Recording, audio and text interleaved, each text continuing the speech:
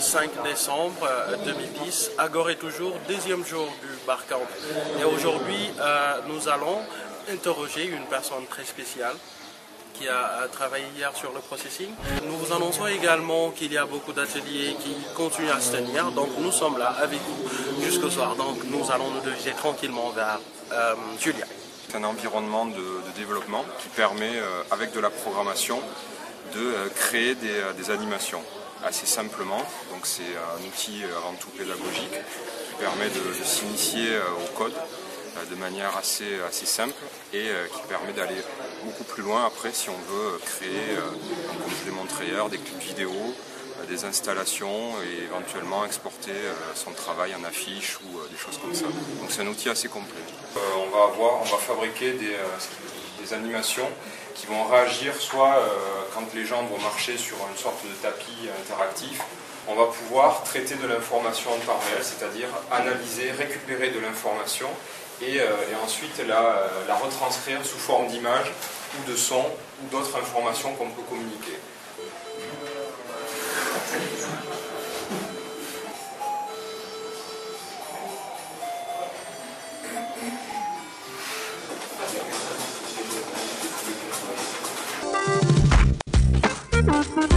Si vous avez envie de 3D, envie de vous amuser avec moi, de manipuler des choses, de jouer avec, comment ça s'appelle, des logiciels 3D, venez me voir. Venez me voir, posez-moi des questions, venez dans mon atelier là. C'est Blender pour les nuls.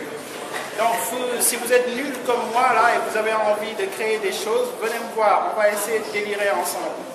Bon, je vous attends, à tout à l'heure. On veut faire une casquette. Donc pour commencer notre casquette, on va essayer de faire quelque chose de très basique. Après avoir notre sphère, qu'est-ce qu'on fait? On la coupe au milieu. Ok. Et on coupe comment là? Comme ça ou comme ça? On coupe comment? Comme ça? Machine, est-ce que tu peux couper comme ça là? Comme ça, oui. On va dire à la machine de couper comme ça là. Comment on crée une visière? Qui a une idée? Une visière. Ça marche comment une visière?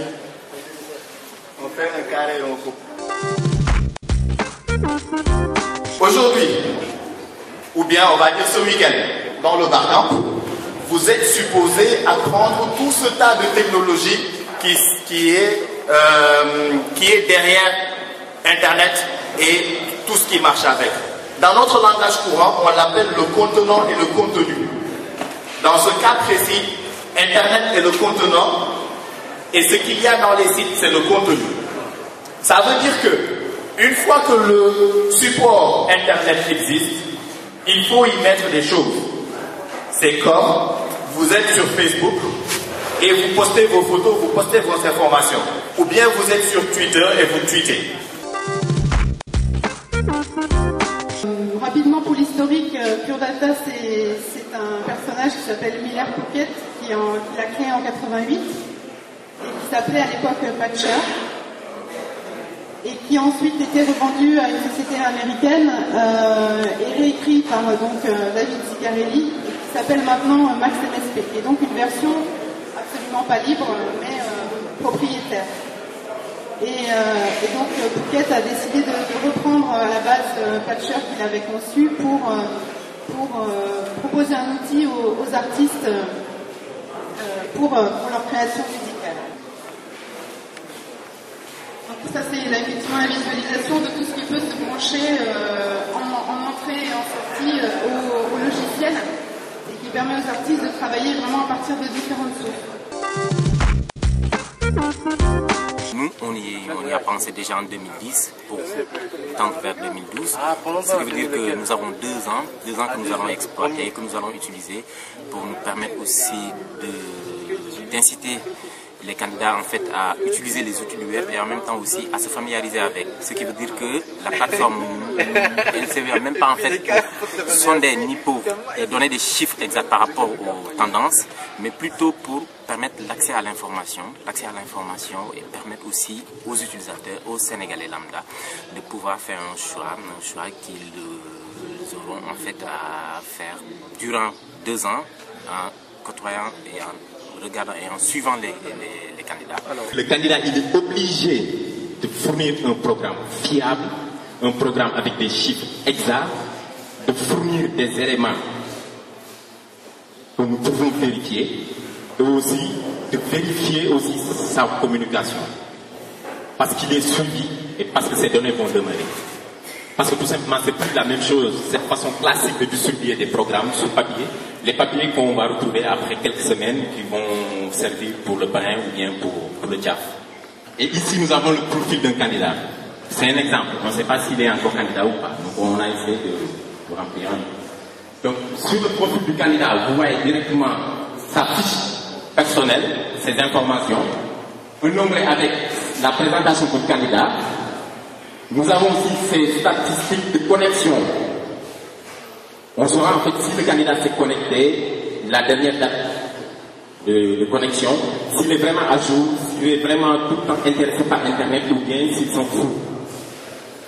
Après, nous avons des onglets sur les infos de contact, le programme du candidat, l'agenda électoral, le bulletin de vote du candidat et des vidéos. Ici, nous avons la partie sondage. Et ce qui est intéressant ici, c'est que sur chaque profil du candidat, nous avons une partie commentaire. Et là, c'est des avis qu'on va recueillir. Et ces avis vont permettre d'avoir une vue à temps réel par rapport à l'appréciation des Sénégalais sur le programme du candidat ou bien sur la vie politique du candidat. Blogueur WordPress vous permet de customiser assez bien votre blog. Donc ça, c'est un peu pour ce qui est gratuit. Le CMS, donc WordPress en solution CMS, va vous permettre d'être beaucoup plus libre, de faire ce que vous voulez en termes de design de site. Si vous voulez que ça soit plus seulement un blog, une liste d'articles, mais que ça devienne un vrai site web, effectivement, il faut passer donc plutôt à WordPress. Le désavantage de cette solution, même si WordPress est open source, c'est qu'il va vous falloir un nom de domaine et un hébergement pour l'installer. Donc effectivement, vous allez payer, on va dire tous les mois ou à l'année, un service d'hébergement comme OVH. Il y a quoi? Il y a Rewool aussi, je crois, au Sénégal. Voilà, OVH Sénégal ou Rewool sont donc des entreprises qui vous proposent d'héberger votre site web à l'année. Est-ce qu'il y en a qui ont des sites sous OVH ou sous Rewool? Ok. Quand vous créez un site, vous voulez par exemple mettre de la vidéo, même éventuellement des images. Mais, les images, il faudrait que ça soit très lourd. Mais en tout cas, par exemple, de la vidéo ou des fichiers audio, ça, Montaga va venir le préciser tout à l'heure, ne l'hébergez pas sur votre site. Ne venez pas le charger ici. Allez le placer sur YouTube, sur Zoopi, qui héberge en fait vos contenus médias et vous permettront de les réimporter ensuite dans WordPress. Est-ce que ça c'est clair pour vous? Parce que c'est important. C'est des choses de basiques qu'il faut apprendre à... On voulait créer un truc sur Internet. Votre nom c'est comment? C'est Mamadou Samba Diallo. Alors Mamadou Samba Diallo. Mamadou Diallo. Alors vous êtes ici pour participer au Barcamp. Qu'est-ce que vous attendez pour le Barcamp? Bon, par rapport au Barcamp, j'ai envie de découvrir quelque chose de nouveau. Quelque chose, bon, par rapport à l'informatique, parce que moi je suis quelqu'un qui est passionné par l'informatique. Bon, je fais un DCI en informatique, donc j'ai envie de découvrir. Vraiment, bon, je voudrais, au sortir de ce week-end, tirer quelque chose pour avoir un profit. Alors, votre nom c'est comment? Karel Kouchano. Karel Kouchano, vous venez d'où? Du Bénin. Du Bénin. Et qu'est-ce que vous attendez pour ce Barcamp Gorée? Oui, bon, en fait, moi je suis beaucoup venue, je suis plus venue apprendre sur le Java. Mais bon, puisqu'il n'y a pas encore d'atelier concernant Java, je suis venue ici pour voir comment ça se passe avec le Google Docs. Donc c'est pour ça que je suis ici. Sinon, c'est pas vraiment pour ça que je suis venue. Je suis venue pour mieux apprendre en ce qui concerne le développement. Et vous croyez que ça serait une réussite pour le Barcamp? C'est la première fois pour votre participation, c'est une première? Oui, c'est ma première participation. Est-ce que vous pensez à faire ce genre de manifestation dans votre pays, par exemple? Oui, si on en a l'occasion, pourquoi pas. Bonjour monsieur. Bonjour monsieur. Votre nom c'est comment? Elhadji Malick Badji. Elhadji Malick Badji. Vous faites quoi dans la vie? Bon, je suis étudiant en Java déjà. Bon, je travaille à Citizen Group comme chargé du service informatique. Citizen, ceux qui font Citizen Match, c'est tout ça. Voilà. Alors, je suis là pour présenter un peu Java Docs, Google Docs. Alors, pourquoi vous avez choisi Google Docs? Bon, c'est accessible, ça facilite le truc. On peut ne pas installer le truc Office et le truc dans sa machine. Alors, on se connecte sur Google, on peut travailler même en groupe instantanément. Par exemple, pour des groupes de travail, chacun peut rester chez soi et travailler sur le même dossier en même temps. Alors, il y a des gens qui ne comprennent rien de ce que vous dites, des gens qui ne sont pas informaticiens qui vous suivent. Ouais. Est-ce que vous pouvez nous expliquer qu'est-ce que vous allez faire réellement?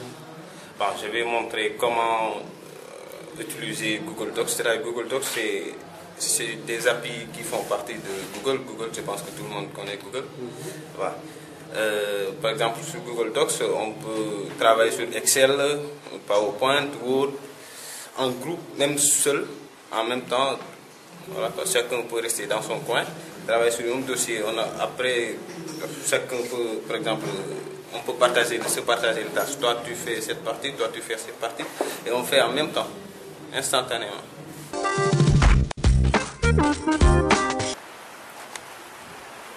Bonsoir. Je pense que vous allez bien et que vous avez beaucoup retenu. On est en train de m'interviewer. Vous avez beaucoup retenu de ce Barcamp. Voilà, donc c'est cas rapide, comme vous l'avez constaté. Aujourd'hui, on est face à la mer. On est à Gorée plus particulièrement. Et on va parler de ce qui nous a amené aujourd'hui à Gorée. On a fait une traversée extraordinaire. Et ce traversée avait un but. C'était le Barcamp 2e édition. Mademoiselle, vous vous appelez Latsu Hilda. Alors je suis là dans le cadre du Barcamp Gorée, notamment pour une intervention concernant les jeux vidéo. Voilà. Je suis membre de la première fédération africaine des sports électroniques et nous avons présenté en gros le monde du jeu, le marché, les différents acteurs, et demain notamment il y aura un volet social sur c'est ça, la dimension sociale du jeu, avantages et inconvénients. Voilà. Qu'est-ce que vous pensez de ce Barcamp? Est-ce que le Barcamp aura un résultat probable sur les activités que mènent les gens qui sont souvent sur Internet? Je pense que ça dépend tout un chacun, parce qu'avant tout le Barcamp c'est un lieu d'échange et de partage. Et je pense que chacun ici en fait peut y trouver son compte vu la variété un peu des sujets qui vont être abordés. Et qui ont déjà été abordés, ce ne sont pas forcément des sujets de haut vol inaccessibles au grand public. Je ne pense pas qu'il n'y a que les professionnels et les étudiants qui vont y trouver leur compte. Donc voilà, je pense que chacun peut repartir de là avec quelque chose de plus. Les femmes s'intéressent autant à l'Internet? Je suis ravie de participer à cette édition du Barcamp. Et j'ai aussi l'honneur de présenter un logiciel libre qui s'appelle Pure Data, avec lequel beaucoup d'artistes multimédia travaillent, puisqu'il s'agit en fait de création multimédia en temps réel, pour traiter de la vidéo, du son, des images animées, enfin un peu tout en entrée et en sortie. J'aurai l'occasion d'expliquer ça un peu plus en détail demain. Mais dans le cadre de la structure aussi dans laquelle je travaille, qui s'appelle Trias Culture, on a développé un certain nombre d'ateliers autour de ce logiciel pour les gens ici, et on se rend compte qu'il y a un attrait de plus en plus important pour ce logiciel. Et donc l'idée c'est de réaliser un vrai workshop autour de